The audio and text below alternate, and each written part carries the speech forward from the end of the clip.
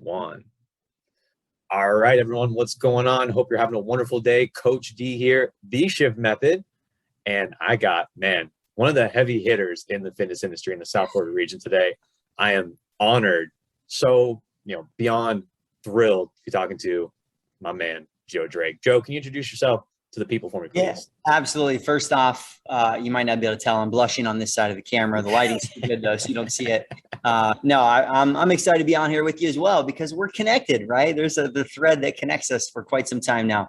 But anyways, I'm one of the founders or co-founders of the Axiom Fitness Academy. That is primarily where I spend most of my time and energy now. I'm also a personal trainer for the last 16 years. Inside the academy, we help trainers get certified and launched in their first 2 years of being within the industry. And then I'm fortunate to get to travel and do a mixture of speaking and teaching, both inside and outside of the U.S. So I'm a lucky guy and a father of two, most importantly. Yeah, I don't know how you juggle all those responsibilities with the traveling to Asia, right? Is it the Malaysia region or Southeast Asia? It's been a couple years now with everything kind of shutting down, but yeah, prior to all of that, getting the opportunity to, fly to Bangkok, do some stuff with Technogym in Italy. Yes, that too. Staying here in Florida as of right now, anyways, a lot less of that going on. Yes, sir. Yes, sir. And yes, thank you again for coming on. We're going to talk about a lot of cool things, Axiom being one of the major points we're going to talk about. But first thing I always like to get into is kind of people's background, how they got into the industry. Can you kind of just outline how you yourself got into fitness and then ultimately the fitness profession? Yeah, well, I find like a certain percentage of personal trainers being former athletes and always being in love with the gym. I really fell in love with the training aspect of training, back playing sports. And, I played everything going throughout high school and played baseball into college. And, I was semi-serious about working out and training at those times. And then really, once I stopped playing baseball and, you have that, especially former athlete, you've got all this time and there's school. And, I really dove into the gym and I didn't never really see that, training and fitness was really a route for me or an opportunity. I mean, I was a pre-law major, a history major, had a lot of different ideas. And then kind of got introduced, by being inside the recreation center. I went to a small, middle of nowhere liberal arts school in the Midwest, Truman State University. Definitely wasn't known for its exercise science program, but you know what? All things happen for a reason. And, so I ended up finding myself into the exercise science major and just had the most amazing experience. I mean, so much I can say about the liberal arts education process. And then, from then on, I knew that was the route I was going to take. I got certified, my freshman year of college, started training clients right away, was also doing like refereeing, football, intramurals outside of it, working privately, anything I could that was like around health, fitness, and sports. But yeah, once I started training, once I got certified, I knew, I didn't know exactly what it was going to look like because it wasn't like the most clearly defined path, but I knew I was going to be training people. Maybe athletes, maybe normal, everything in between. I wasn't really sure. And I just committed to it at that point. Yeah, absolutely. Would you say that passion and that, drive to try different things like recreation, refereeing, baseball, etc., is that something that you think came from your family, or is that more so something that was just a natural drive for you, or was it a little bit of both? Well, if I really look back and I relate this, we talk about this so much, even inside the course, people who come into the fitness industry with a diverse set of skills and experience outside of training, right? Because there's so much to do with people.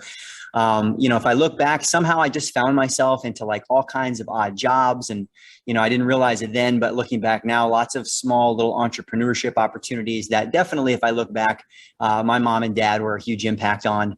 My dad had worked for the airlines for a long time, but got laid off, every 3 or 4 years and would start a business, had a moving company. We bought and sold things on eBay, 20 years ago. So all kinds of things. And I look at it now, it's funny because I always had a little bit of that mentality, but I think same thing. I think I just wanted to have my hands on a lot of things. I just certain aspects about everything from refereeing to training to working, overseeing others. I just liked little pieces of all of it. And I just wasn't really sure what I wanted. And so I felt like, hey, this is my opportunity to kind of overcommit myself a little bit and figure it all out. Yeah, I think a lot of us in the exercise science / health and fitness world find ourselves in a similar boat where we have like an athletic or like a sport-based background, and then we get into the major And we really don't know what we want in the very beginning, unless you're like hardcore, like, you're like stud student. You're like, I'm going to PT school, right? You have those people, or you have like stud athlete who's also in exercise science. It's like, I'm trying to get into the league, right? But I feel like because exercise science is such a great program in most schools, and because the program is so like holistic in general, it's very hard to like make a decision until the very end of like, I guess this is what I want to do in my life. And then even when you get into it, sometimes that you realize like, oh, maybe this isn't the field specifically in this particular context, right? Like if you go into campus rec or you go into OT and you're doing it, you're like, maybe this wasn't the thing I liked. So I understand how that when you're first starting out, it can seem like you're not exactly sure where you want to go. I've been there myself. I had jumped around, like, do I want to do strength and conditioning, athletic training, campus rec, where I'm at right now. So it's definitely something that I think resonates with a lot of students. Yeah. And I think that's the biggest thing, whether it's like, FAU students who I still get the opportunity to connect with a little bit, or a lot of our graduates. It's like, you just have to, you got to dive in a little bit, because in your mind, you think you know what it's going to be. And, for a very short period of time, physical therapy, that was like, okay, academically, thankfully I've always done really well in school. And so, as I got into the exercise science major, I just did a little bit more. And I'm so thankful now, because it wasn't really strategic. I was just like, hey, I'm going to go do observation hours here and additional hours here. And if I hadn't done that, I could have gone down that route and not enjoyed it. And so it's crazy. It's crazy to me, especially for, the exercise science majors who get to like their senior year and they've just done so little actually out there working, observing, because at that point, you're right. I mean, then you end up falling into the massive statistics of, and not even exercise science majors, people who walk away with degrees that they never use, right? They don't love it and they find themselves into something else. So, but hey, that's a whole nother podcast about the education system. We don't have time for that. Absolutely. No, you're 100% right. It's something I've talked about quite a bit. So we'll link to other ones instead of that. But one thing I want to start getting into, sir, is so just briefly how you got specifically into personal training and group fitness, because I know you do a little bit of both and have an extensive history in both. So how did you start getting into those formats? Yeah, for me, it really was, I was working in gyms since I was like 13. I worked in the YMCA, but it was all, working front desk, doing whatever I could. I worked at the 24-hour fitness, overnight shifts, everything before I got into college. And then once I got into college and got certified, then it was very much campus rec. I worked in the campus recreation center, which is where I lived most days. I'm sure you can relate to that. Yes, sir. And then I dove into everything: group fitness classes, personal training, whatever I could kind of get my hands on, refereeing, everything. And just, got a little bit of experience with all of it, and was fortunate around the same time to start to get exposure to even some outside organizations, even in my little, middle of nowhere, Truman State University in Kirksville, Missouri, getting out, starting to work at the local YMCA a little bit. And just, kind of loved everything about it from there, and did quite a bit of a mix. I would say from then on, I was very much, I was probably 60% personal training, 40% group fitness classes, TRX classes, core classes, whatever, very much traditional group fitness. And, and all that kind of led me into what we ended up doing later on with like opening the gym. But, I liked all aspects of it. Got to connect with a lot of different types of people by doing both of those versus just one. That's awesome. And yeah, people listening, if you're starting to hear some overlaps, you're hearing Joe Drake, South Florida, campus rec. What's going on there? That's actually how I originally met Joe. I don't think you were still working at the rec at the time when I first met you. I think you had left maybe a year or so previous for on a different endeavor. But I knew you through Lindsey Brookie, through DJ Scott. And, I joke around with people. It's like, now that I'm the coordinator of fitness at FAU, I'm like, yeah, I'm kind of following the Joe Drake method, That's it. You're the new Joe Drake.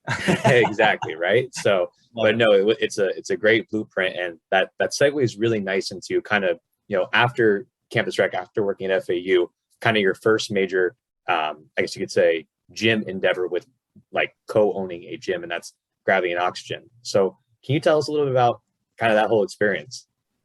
Yeah, well, and no doubt the only other thing kind of like precluding that and leading up to campus rec was such a great springboard for me. I mean, I really knew I knew whenever I took my graduate assistantship that, the campus recreation, the opportunity to get a master's degree, where I wanted to go, I knew I wanted to be in the private sector, and I wouldn't have done it if I didn't get it paid for. Truthfully, I was like, all right, I already know a lot of people who don't have master's degrees who are crushing it in training.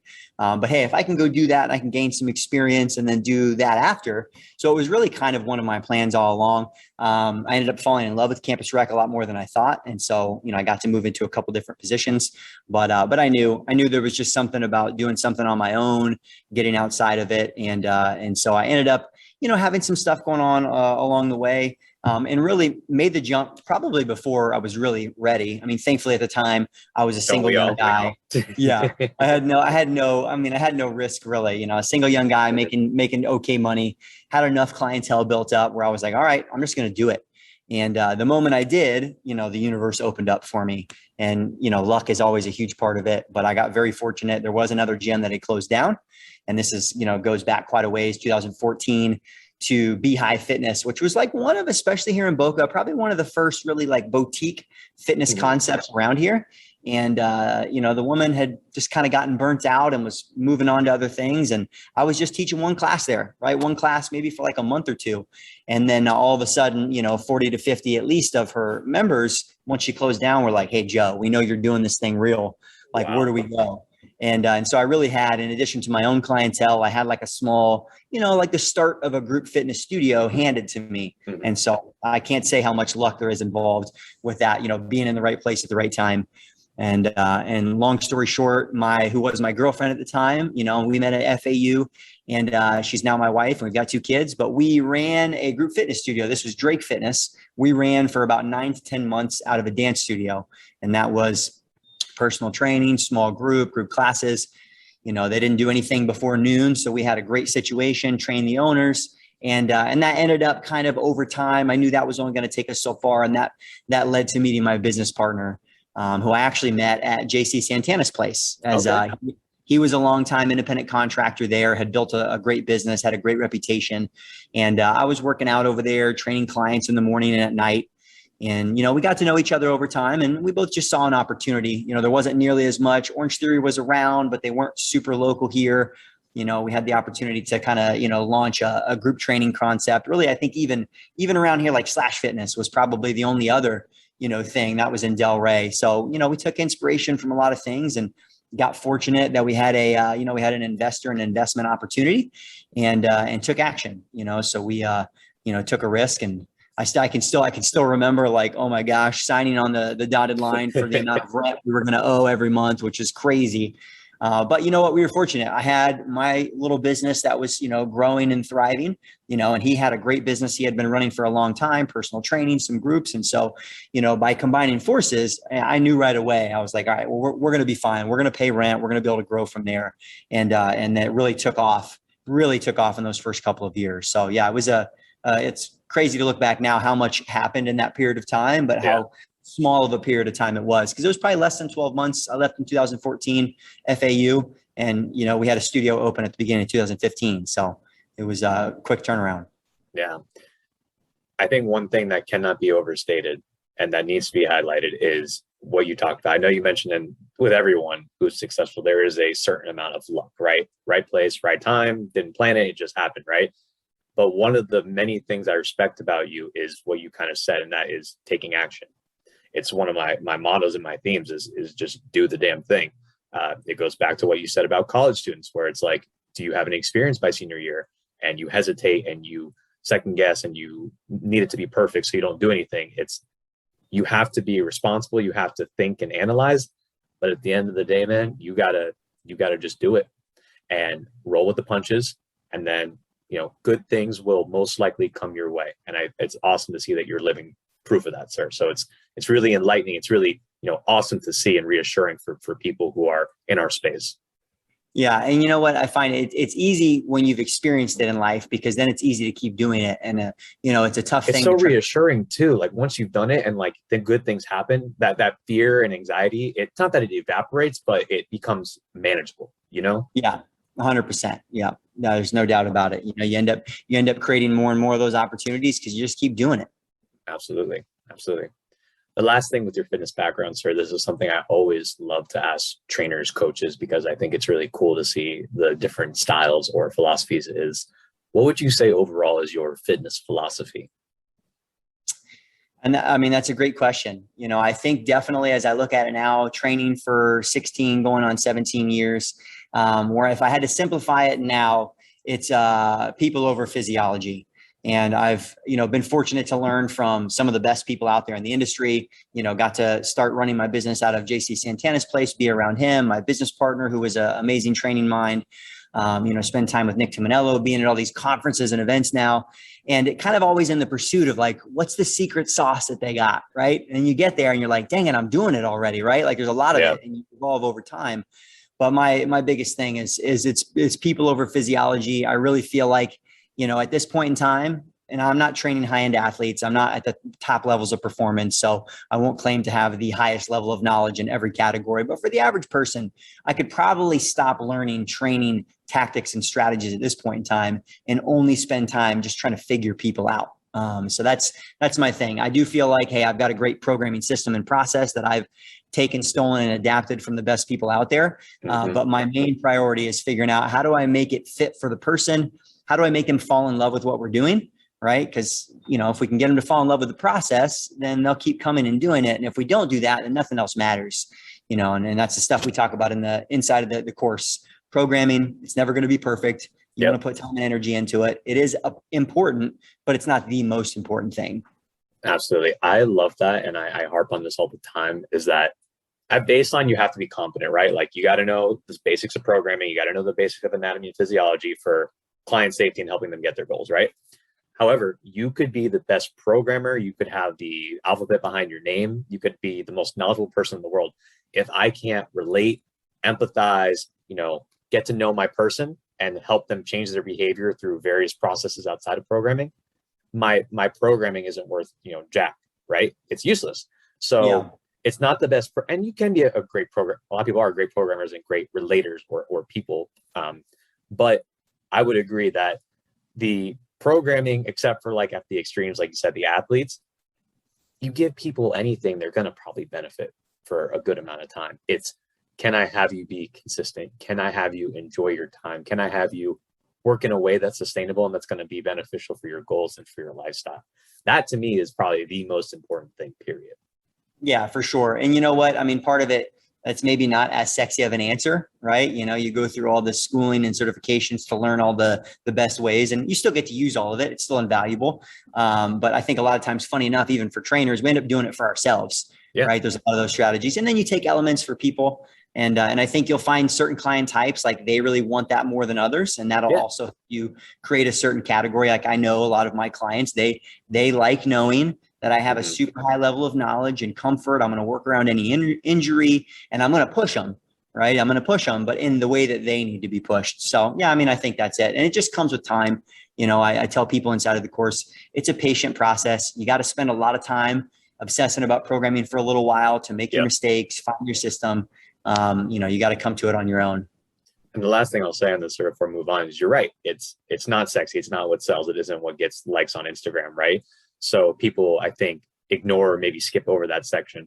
But I'd argue a thing that I'm trying to do with the shift method is I'm trying to shift the culture of how we view fitness and wellness and physical activity as a whole, meaning making those things sexy, making those things fun, exciting engagement. I think learning about people, behavior change, and how they can ultimately live happier, healthier lives, that can be fun, engaging, and exciting as hell. So that's my mission that I'm trying to do for people. I love it. I love it. Yes, sir. And that does segue actually very nice into this next portion, which you touched on briefly with kind of like your family and how you kind of overall view things as having that, entrepreneurship kind of bloodline in yourself, right? So one thing that I know trainers struggle with, and correct me if I'm wrong, if you maybe see something different in your course, but a big thing is, okay, we get smart people, we get empathetic people, but they really maybe struggle with like sales and that entrepreneurship side of the game, right? So when you were starting out, or maybe even just you can speak about now, how do you kind of determine, what your value is as a trainer? Is it purely just doing an analysis of the area? Is it you take into consideration your experience? How do you kind of gauge your value and then ultimately express that value to your clients? Yeah. And, my question to this has probably evolved over time.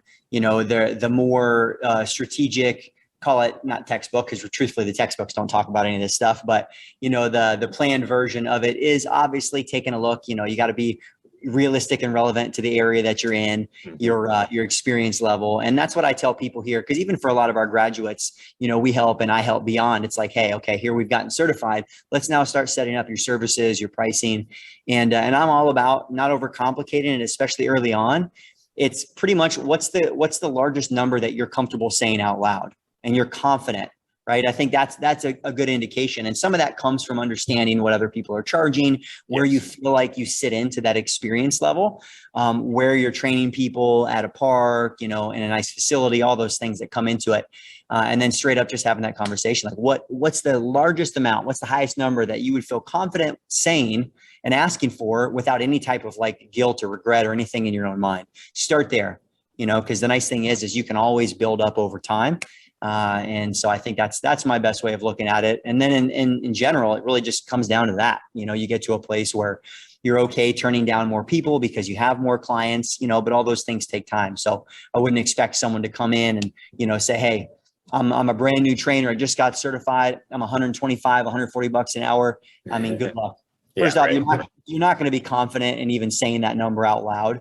And then, people know the smell test. A lot of clients have training. I have a lot of clients who've trained with trainers longer than I've even been in the industry, so a lot of clients have been around the block, and I think that's just a great place to start. And then that'll help you build up over time. I really like that. It's funny when I have people ask me similar questions, I use the opposite of spectrum, but I'm going to steal that one from you because that was really great. As I ask them, what is the minimum acceptable amount you're willing to take in? Because we know how, depending on the service, depending on, the size of the package or a service that requires less of your time and energy, I tell them, what's the minimum that you're comfortable with taking home after an hour of work?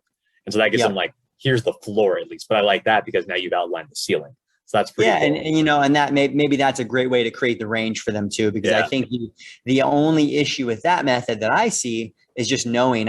We know how much time goes into outside of your training sessions. So that's one reason why I say, what's the largest amount? Because then, you can build your pricing and packages back there, and there's ways to incentivize people and, bring it down a little bit without losing what you want. But I think either way, I think there's a lot of ways you go about doing it. I say, whatever you're the most confident in. And then the only other thing I'll say on that too, especially as we look at services, because there's old school tactics, sell 50 to 100 sessions. There's, monthly, pay monthly. And then if you miss, we make it up. There's a lot of ways that people do it. And obviously a lot of people are successful different ways. I say, find a way that you feel like you're winning with and your clients are winning with, because then it's going to be a very easy, comfortable sales conversation. Yes. And then my last thing on that is have two options and probably no more, because then again, it makes the conversation very easy. We're not overloading people, not like you're looking at a restaurant menu with 30 items. That's exactly what I was going to say. It's like going to No, I like Cheesecake Factory, but it's like going to Cheesecake Factory and you just see a booklet and you're like, where do I start? Right. Yeah. Cause I feel like a lot of it too. And it's, again, kind of taking me time to get here in my mind, is our process as coaches is we're trying to simplify the path to success and simplify the process of taking action. And so even in the prices that we choose, the way we run our first sessions, we want to make it very easy for them to say yes or to just choose versus guessing and thinking. So I think all those things go into it.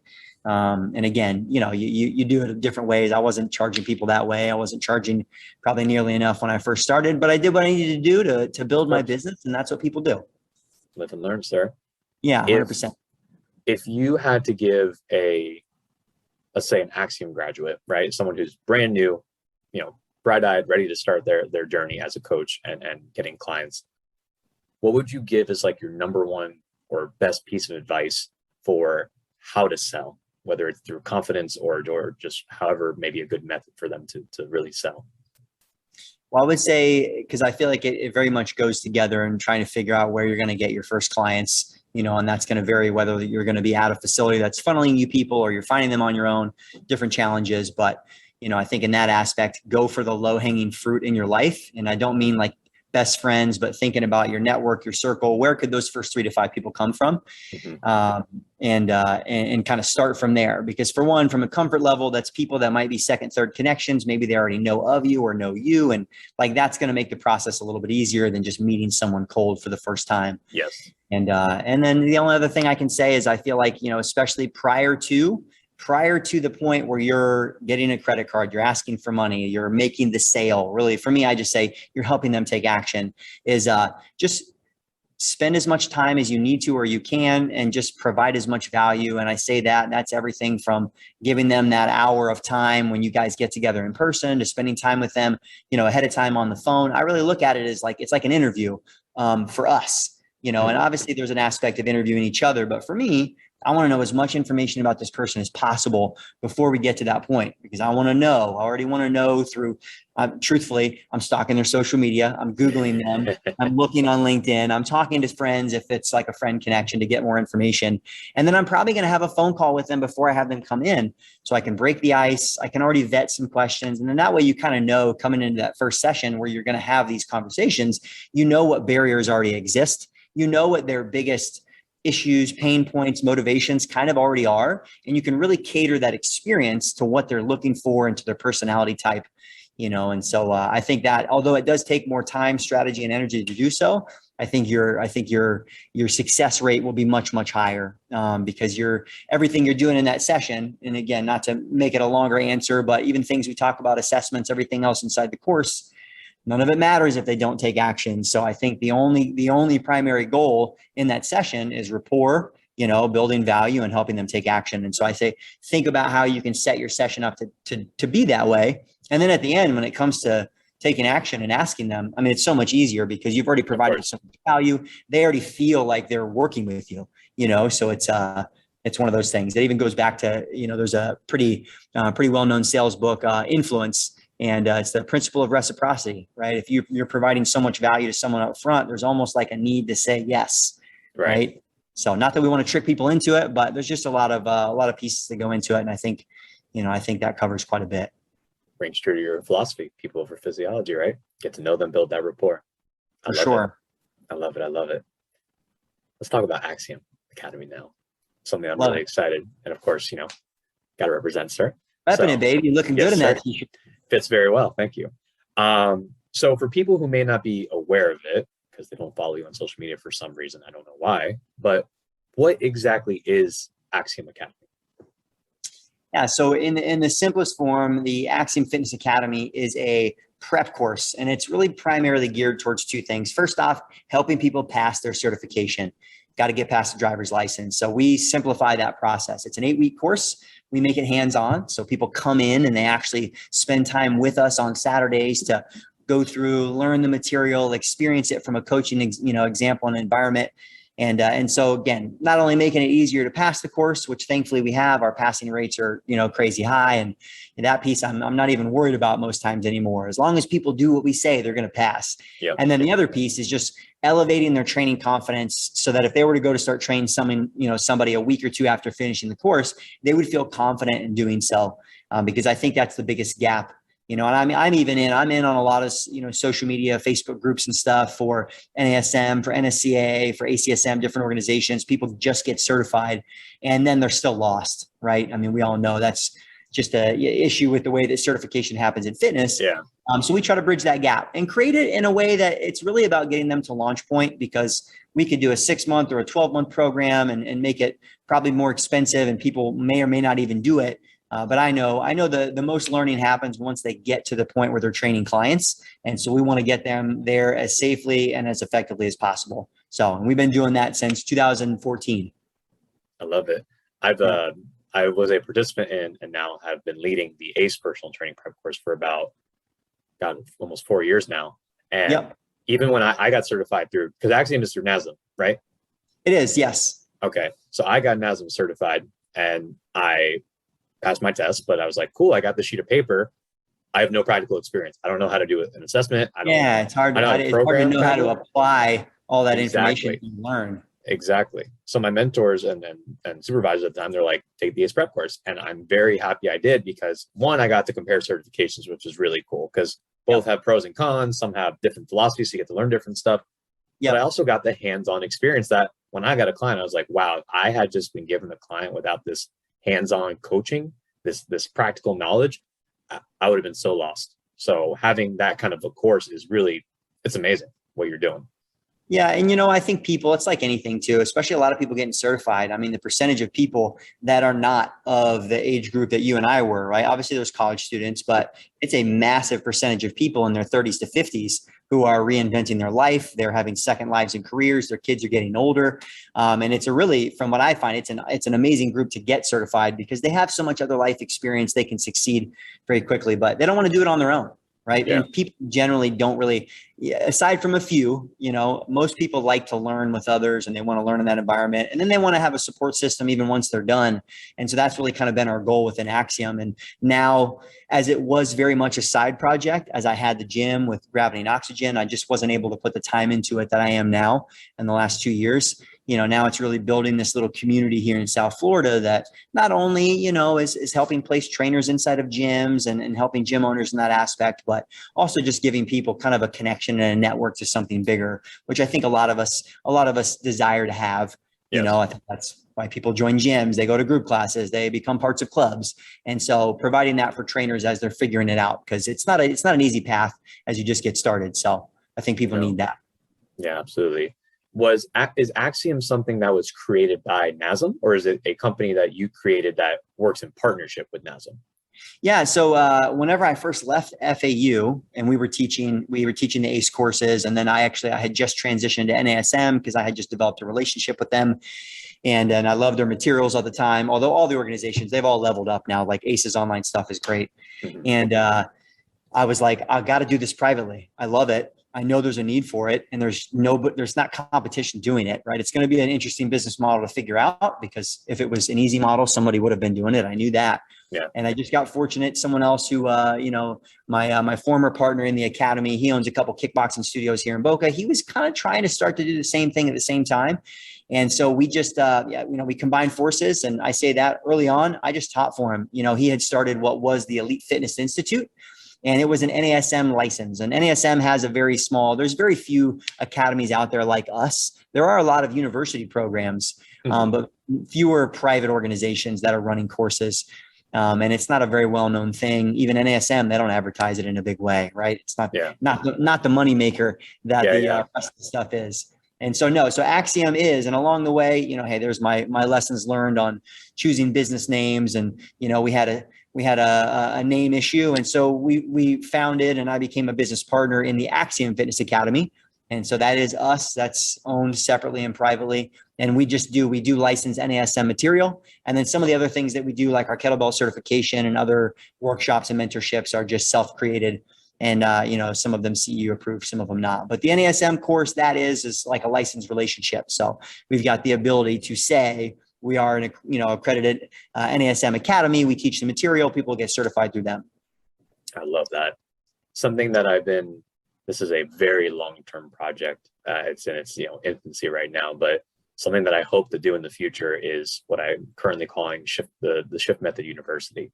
And that is taking combinations of various certifications content from ACE, NASM, NSCA, and others, and coming up with potentially my own prep course for people. So that way I can pull from various organizations, update it as frequently as possible because information changes. And then also use other things like research or material from behavior change, and maybe getting people or information people like Simon Sinek, right? Who have really great insight into how to work with people to where it's as holistic and as diverse in thought and opinion as possible. That is something that I'm hoping to do. And with things being much more online now, and I see you doing some really cool stuff online, man, it gets me excited, and then possibilities are really endless. They are too. And, obviously education continues to evolve. And I think like a great educational experience, and the differences between the certifications and organizations. And we know none of them are perfect, and none of them really prepare people for what they need. Yeah. And so some of it's, I realize now from being inside of some of these organizations as well, that I aspired to be a part of and got to get inside of, volunteer, have positions. And for me, I've realized that the biggest change does not often happen inside of any of these organizations. It has to be created from outside. for various reasons, whatever, we won't get into that, but yeah, so that's, I like that. I like where your mind is at. I think there's a lot of opportunity, and you know what, that's the whole side of even the fitness industry, that for individuals who get in, they experience, if you go higher levels of education, the education is a whole separate piece of the industry. Yes.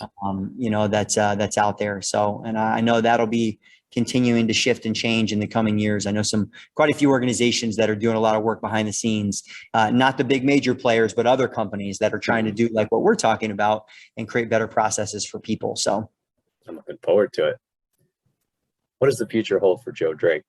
What are some things you can talk to us about, if any, that you're getting excited for, that are coming down the pipeline? Yeah, no, I'm very excited about where we're going with Axiom. Again, like I mentioned, it for the longest time was, just a slowly building thing that I loved, but I just didn't have all the energy and time for. And now it's really where I know my life's work is headed. It's where I'm meant to be, and helping and teaching and educating and shaping educational experiences, which I feel like now is something that I not just love, but I think I have a unique skill for. And so some of what we're doing with the current course, there's ongoing build out of what people are experiencing with our in-person. We've been probably too slow, like so many places, to try to venture into some online opportunities. And for us, that'll look very much like hybrid opportunities, meaning that, we've been contacted from people for the past few years, really from all over other countries across the world, India, you name it. And it's funny because it's just been, our little tentacles in the internet. Yeah. And so, we'll be seeking and kind of moving into more of a hybrid model in the future. We'll still have our in-person courses because I think there's no greater experience than what those students are getting, but individuals who want to do an online experience with us, combined with like a 2 to 3 day immersive experience where they would actually travel to us, I'm excited about. And there's organizations that have done this in the past, and it kind of just fell off, because as I was first getting certified, I was aware of a few. And I think partially because, even from a business model standpoint, it's more challenging than doing some of just the pure online. But I know there's big impact there. So I'm very motivated to figure out what we need to do to make it work. And then on top of that, doing more with some of our local gym partners, creating some training programs for them as well. As I know from being a gym owner, I know the challenges and where your time gets pulled. And I think that's one of the biggest challenges for trainers going and succeeding inside of organizations quickly is, you've got leadership and owners and everything else that are pulled in so many different directions that all the mentorship that so many young or just new coaches and trainers want, it's hard to give them all of that while still meeting, needs for profit and sales and everything else. So, we're really trying to fill that gap for organizations as well, and try to be that partner from the outside that can help in that regard. So thankfully we've got a really, really amazing network of other educators in the industry that are also kind of coming in on some of these projects. So yeah, I'm excited. That's very exciting, sir. Regardless of what happens outside of that, I know that you're just going to be leading South Florida charge when it comes to fitness. So seriously, thank you for all that you do. Thank you for taking the opportunity to do this, sir. I know, we're ending perfectly. See how I do that, Joe? See how I line that up? Right on time, baby. I got you, sir. Go ahead and tell the people where they can find you, Axiom, Instagram, if you're taking clients, whatever you want. Absolutely. Yeah. So all things related to Axiom, axiomfitnessacademy.com, pretty easy to find. We've got tons of content coming out, not only on weekly blogs, our email list, definitely don't spam people. So I really, anyone who's into fitness or interested in training or anything like that, that's a great list to get on. And then also our Instagram is pretty active as well. We've got a great little social media team. And then me personally, that's where I'm pretty active as well. You guys can find me at Coach Joe Drake. And then more kind of coming into this January, February, I'll have some more things coming up on coachjoedrake.com.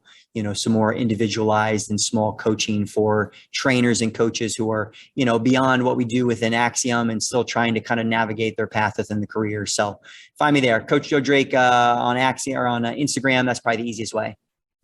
I'll be sure to put all those links in the description. Yes, Joe puts out really great, informative, and exciting content. So definitely worth checking out, y'all, as well as I'll put the links to Axiom.